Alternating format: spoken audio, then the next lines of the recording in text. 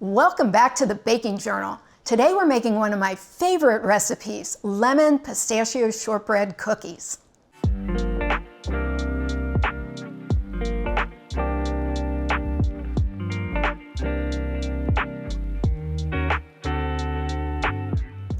These tender shortbread cookies have a delicious lemon flavor as well as the savory pistachio, salty kind of crunch.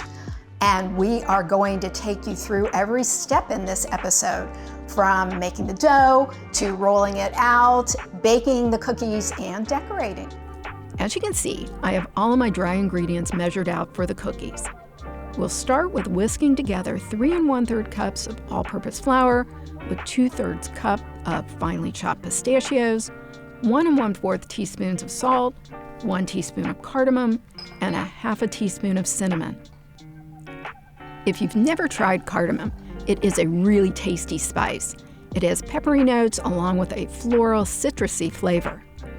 Next up in the bowl of a stand mixer fitted with a paddle attachment, start to beat 3 sticks of softened butter with 1 cup of granulated sugar on medium speed until it's pale and fluffy. That should take about 3 minutes. Scrape down the bowl and add 2 tablespoons of freshly squeezed lemon juice, 1 tablespoon of amaretto liqueur, 2 teaspoons of vanilla extract, and 1 tablespoon of lemon zest. Give that a really good mix to get everything combined and scrape down the bowl again. Now, with the mixer on low, mix in the dry ingredients 1/3 at a time, scraping down the sides of the bowl with each addition. The dough is going to be really stiff and the mixer is definitely working hard. Once everything is nicely combined, dump the cookie dough out on a piece of plastic wrap. The dough is going to be crumbly at this point, but don't worry. Bring the dough together as best you can and then divide it into 2 pieces. Wrap each piece in plastic wrap and refrigerate it for at least 30 minutes. This dough can last for a few days in the fridge if you don't plan on making the cookies right away. Once the dough is chilled, roll it out to 1/4 inch thickness and using your favorite cookie cutter, start cutting out your shapes. I'm using a snowflake shape today. Place them on a parchment-lined cookie sheet and chill the cookies for 15 minutes. While they're in the fridge, preheat your oven to 350 degrees Fahrenheit. Bake the cookies in the preheated oven for anywhere from 7 to 11 minutes, depending on the size of your cookies. You want these to be slightly brown on the edges only, just like this. Let the cookies cool on the baking sheet for about 10 minutes and then transfer them to a rack to cool completely. While the cookies are cooling, let's make the royal icing for decorating our snowflakes. In the bowl of a stand mixer, fitted with a paddle attachment, beat together 3 cups of powdered sugar, 3 tablespoons meringue powder, 2 tablespoons of amaretto liqueur, and 2 tablespoons of warm water. Mix that at low speed for 8 minutes. Turn off the mixer and let the icing sit for 10 minutes or so to let any air bubbles rise to the surface. Now, coax that icing into a piping bag. I'm using a small round tip to pipe the decorations. Did you notice how I folded the tip in the bottom of the jar?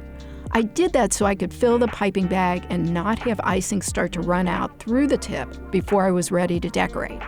Now, just release your inner artist and start decorating the cookies. Don't worry if the design isn't perfect, and just remember with snowflakes, no 2 are ever the same. I'm topping the cookies with a little bit of edible glitter, which gives the snowflakes a fresh snow effect. Look at how fabulous those turned out.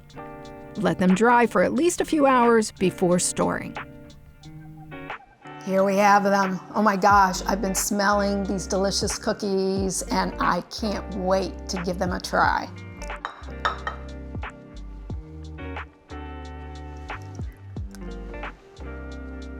Oh my goodness, the butteriness of the shortbread just pairs beautifully with the lemon, and then you add that crunchy saltiness from the pistachio nuts, and it is just a golden combination.